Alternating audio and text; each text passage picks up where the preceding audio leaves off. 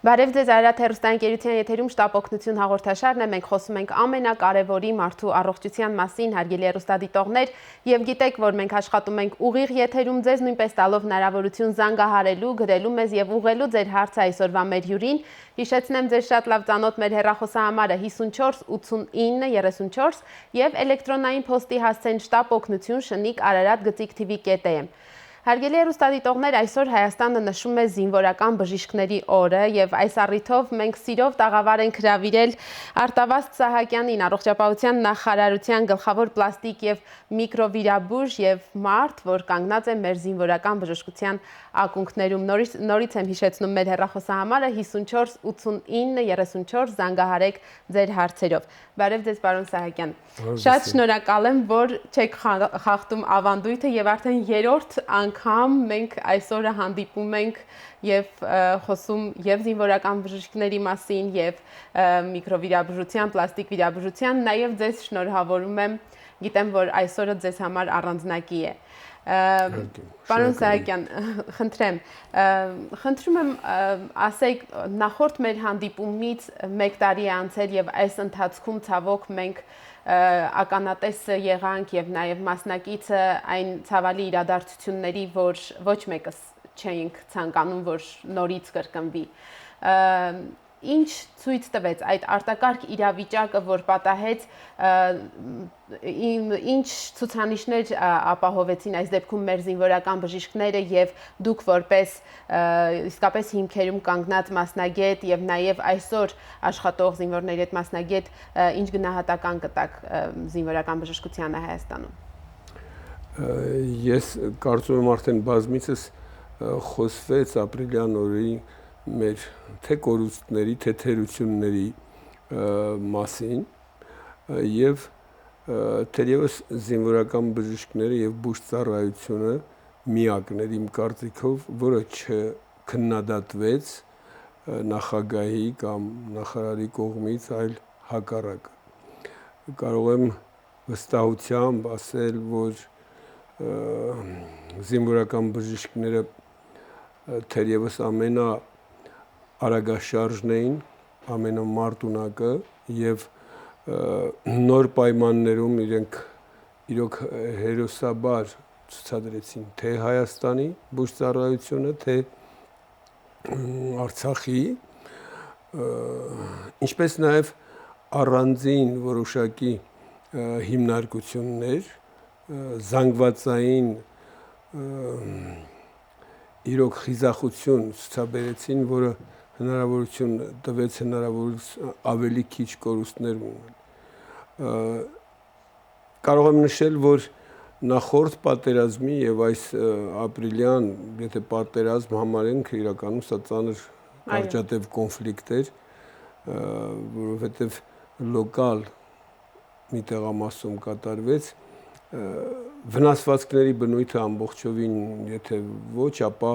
մեծամասնամբ փոփոխված էր։ Ավելի նոր զինատեսակների կիրառումով, եթե նախկինում գերակշռում էր հրազենային տարբեր գնդակային կամ լոկալ բեկորային վնասվածքներ, այստեղ մասսայական այրվածքներ, շատ ավելի ծանր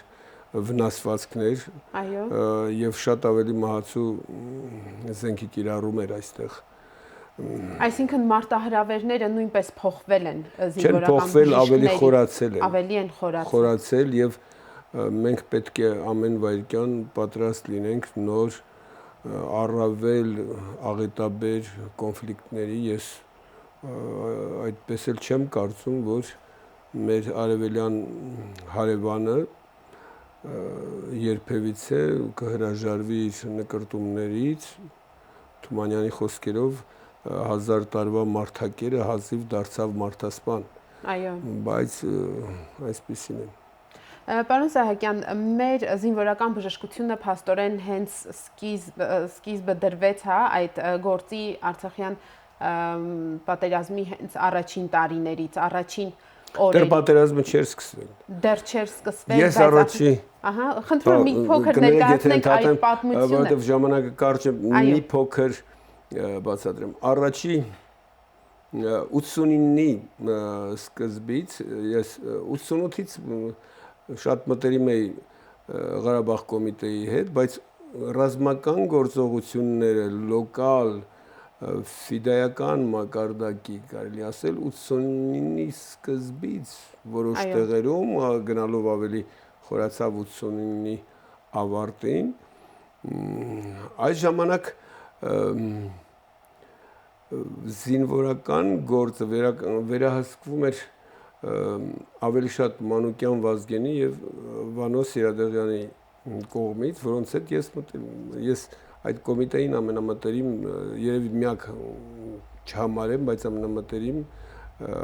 բժիշկն էի որոշակի դերակատարում ունենում էր Հակոբյան Սմբատը Սարգսյան Վազգենը եւ մյուսները ավելի ուշ 89-ի ավարտից եւ 90-ի սկզբից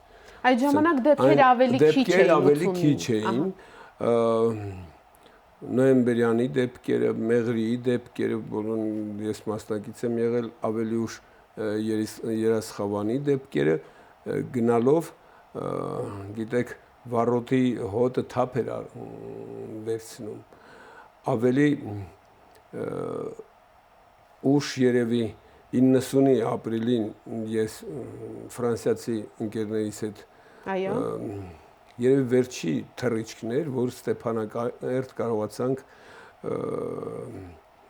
մեկնել պաշտոնական կանալով մենք մոտ 4 մեծ արկղ, չեմ կարող ասել քանի կիլոգրամ բեռ էինք տանում, դեղորայք, այո, եւ իհարկե տարադրամ Ֆրանսիայից Արամ Ղազարյանն էր, Լիոնի հայտնի բժիշկն է, որ հիմա դիակային տրանսպլանտացիաներ է կատարում, կասեմ իմ նախկին աշակերտն է, Վերոնիկ Ակունջյանը եւ Ժան-Մարի ազգանունը Էգերյան, այո Մեզ անմիջապես իհարկե ձերբակալեցին հենց Խոջալույի այրոպորտում, դիմավորել էր եկել մեզ Վալերի Մարությանը, որը ապագայում դարձավ բուժծառայության պետը, Արցախյան բանակի Բորիս Դանիելյանը, Ավչարենկո Լյուդմիլա, նա ռուսկին էր, ներկայիս հանրապետական հիվանդանոցի իրենց տնօրենն էր այն ժամանակվա մարզային։ Իհարկե եւ Ժաննա Գալստյանը։ Այսինքն անհատների վրա էր հիմնականում այդ գործի կազմակերպը։ Խիզախության եւ մի քիչ խնդրության վրա էր դա։ Մենք շատ դժվարությամբ կարողացանք վերջո համոզել, հիմնականում ես էի թարգմանչի դերը կատարում եւ կարողացանք մտնել Ստեփանակերտ։ Մինչեւ այդ մեզ պատին շարեցին, նույնիսկ հրաման տվեցին գնդակահարելու, այո, ես կանգնեցի ընկերներիս կողքին, մինչեւ որ իրենք էլ հոգնեցին, Սաֆոնովը տեղում չէր, մեր բախտից նա մարդասպան էր, գիտեք, օկուպացիոն զորքերի գլխավոր հրամանատարը։ Եկավ KGB-ի ներկայացուցիչը եւ բուժծառայության պետ Անատոլի անունով մարդ, որի հետ ես լեզու գտա, բացատրեցի, որ Լենինգրադի բժիշկների հետ Ձերժինսկու դիվիզիան էր։ Այո։ Ներխուժեցինք այդտեղ, մի խոսքով 6 օր կարողացանք աշխատել, որևէ ծրագրեր բան։ Ինչ վերաբերում է արդեն բուն լայնածավալ պատերազմի սկզբին, դա այո 92-ի իհարկե շատ ավելի մենք բազմաթիվ բժիշկներ ունեինք այնտեղ, թե Շահումյանում, թե Արցախում։ Այո։ Վալերի Մարությանը նա բանակում ծառայել էր, անձնև էր ազնիվ մարդ էր, նա Զորի Բալայանի կնոջ եղբայրն է։ Տղան Արթուրը հիմա էլ Ղարաբաղում է։ Նա արդեն Շուշի վիրահատությունից օպերացիայից առաջ կազմակերպել էր թե վրանային հոսպիտալ խսիրներով ինչ որ տարբեր բոլոր ծառայությունները ռուսական գրականությունից օգտվելով, ինչպես նաև մեր բժշկական համալսարանը ուներ արդեն ռազմական այդ ժամանակ արդեն ամբիոն կար, ամբիոնը կար, ռազմագիտության ամբիոն կար, ռազմագիտության ամբիոն, որի վրա էլ հենց ստեղծվեց ռազմական բժշկության ֆակուլտետը։ Բացի դրանից մենք Հայաստանում ունենք բազմաթիվ կիրթ սպաներ, գնդապետներ, լեյտենանտներ, կապիտաններ, որոնք սովետական բանակում բուժծառայություն ծառայել են, այսինքն փորձ կար այդպես։ Այլ հարց է, որ մենք միգուցե նյութատեխնիկական մատակարարում այդպես չկար, մենք բավականին բան ստացանք, լավ հիշում եմ Շուշիի գրավումից հետո թուրքական միանվագ շպրիցներ, հետո Սփյուռքը մեզ սկսեց հսկայածավալ օգնություն ցուցաբերել, ես հիշում եմ Մարուաննով աղջիկ մեզ համարյա կես ինքնաթիռ, կես Boeing Միքայելյան ինստիտուտի իմ շնորհիվ բերեց, չնայած մենք բոլորին էլ բաժանեցինք։ Շուշիի վիրահատությունից առաջ իմ կաբինետը Միքայելյան ինստիտուտում դարձել էր մի շտաբի նման տեղ։ Դուք Շուշիի գրավումը նույնպես անվանում եք վիրահատություն, բժիշկ։ Օպերացիա ես ինքնին եմ, որտեղ միշտ գտնվում էին իմ կաբինետում Ռոբերտ Քոչարյանը, շատ հաճախ Զորի Բալայանը, Վազգեն Սարգսյանը եւ տարբեր հաշվարկներ ենք կատարում։ Ինչի արդյունքում էլ մենք փաստորեն այսօր ունենք, պարոն Սահակյան, այսպես ասած մրցունակ եւ ուժեղ ռազմական բժշկություն, քանի որ դա արդեն բերվեց այն մակարդակին, որ բժիշկներ սկսեցին կրթվել որպես ռազմական բժիշկ հենց մասնագետներ, այո։ Ֆակուլտետը որ թվականին բացվեց, հիշում եք։ Ես չեմ հիշում արդեն, բայց պատերազմի վերջին Արդեն վերջին ֆակուլտետը ձևավորվեց։ Պարոն Սահակյան, մեր ուսանողներից շատերը անմիջապես հենց տարբեր ջոկատներ մեկնեցին, բժշկականի ուսանողներից, ինչպես նաև շատ անձնվեր տղաներ, դուք գիտեք։ Եվ զոհեր նույնպես եղան, գիտենք բոլորս էլ։ Եվ Արտակ Զեյնալյանը, Նիկոլ Դումանի ջոկատին էին 6-րդի ներկայիս գլխավոր բժիշկ Տարոնը գտնում էր Հադրութում, Զարմիկս ամբողջ պատերազմը անցկացրեց Արտակ Խաչատրյանը, իմ ասպիրանտն էր եւ զոհվեց դժբախտաբար Շահումյանում Եղնիկների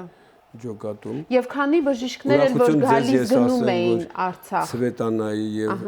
իմ եւ Արտակի ընկերների պայքարի շնորհիվ կառավարությունը վերջի Տաշիրի ավագ դպրոցը անվանեց Արտակ Խաչատրյանի անունով։ Շատ հաճելի է իհարկե։ Բժիշկ դուք պատմում էիք եւ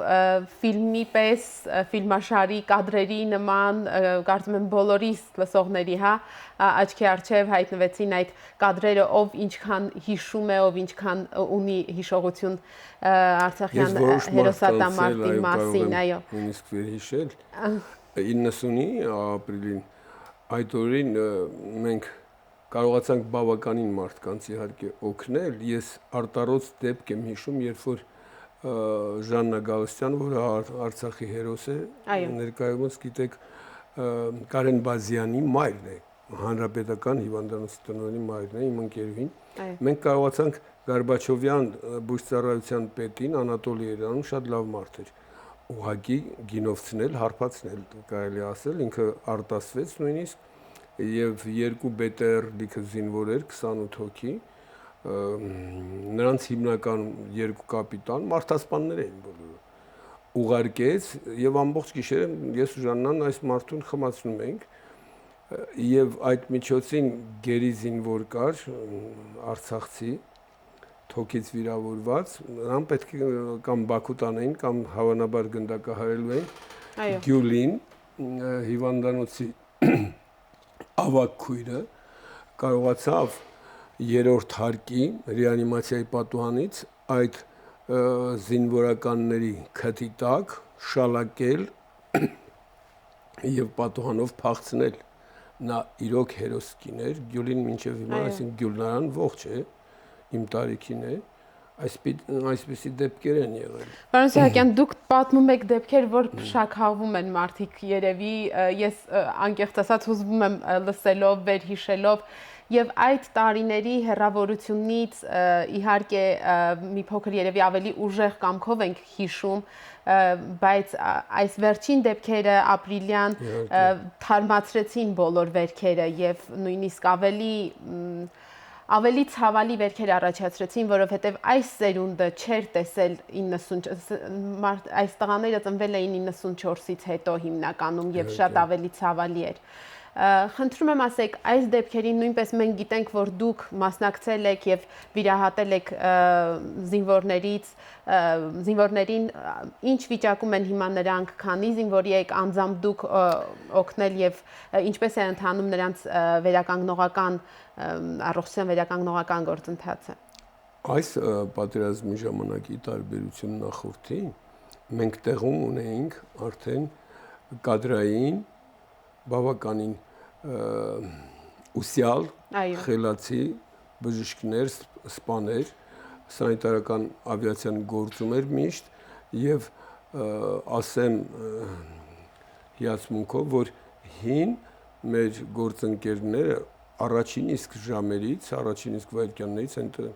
Սամվել Գևորգյանը մեկ օրվա ընթացքում նա երկաթե խաչի ասպետ է, իմ ընկերն է եւ այն պատերազմի ժամանակ Վալերիկից հետո ինքը դարձավ բուժծառայության պետը, նա միանգամից մեկնել էր Մարդակերտ, Արո Օհանջանյանը նույնպես, Տարոնը Արտենասցի Հադրութ էր մեկնել եւ տեղի բուժծառայությունը, այնտեղ ես ինձանից երիտասարդն աննով ասեմ բուժծառայության պետը Հրաչը, Զորիկը հոսպիտալի պետը եւ բոլորը այնքան այն հստակ կազմակերպել, մեր գնալուց ինքը ասավ գործ չկա ձեզ, անելու նույնիսկ նույնը Հայաստանը էտապային հոսպիտալ ուներ Գորիսում եւ ամեն ինչ շատ կրկնում օպերատիվ ու լավ, թերևս միակ կազմակերպությունը իմ կարծիքով, որ գործեց, դա բուժծառայությունն էր։ Այս առումով պետք է միշտ զգոն լինել եւ հետագա կոնֆլիկտի դեպքում նույնպես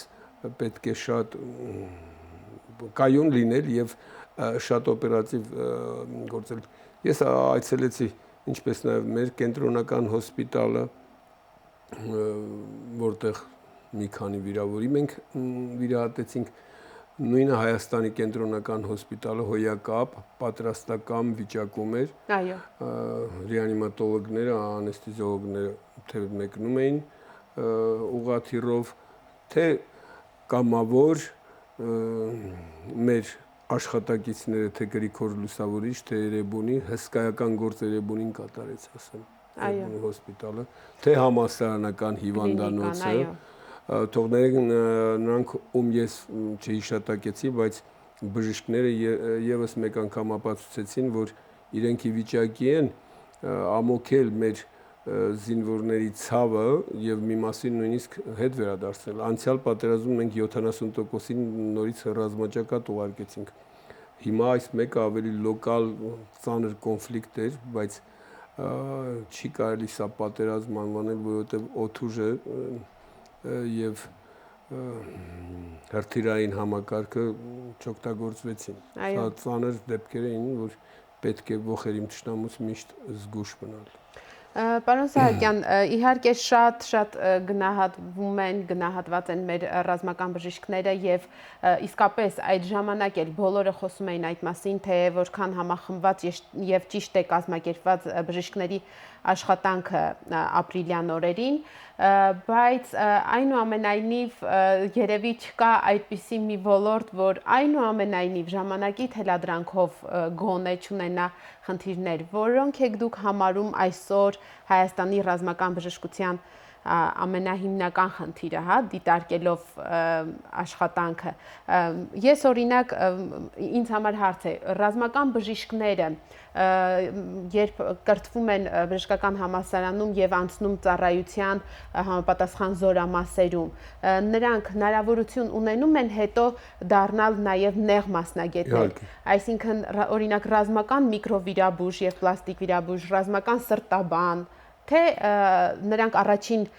էտապն են անցկացնում բժշկական, հետո տեղափոխում հիվանդանոց, որտեղ նրանց մոտենում են կենտրոնական հոսպիտալում հիմա էլ Արտակը Բայացյան աշխատում է,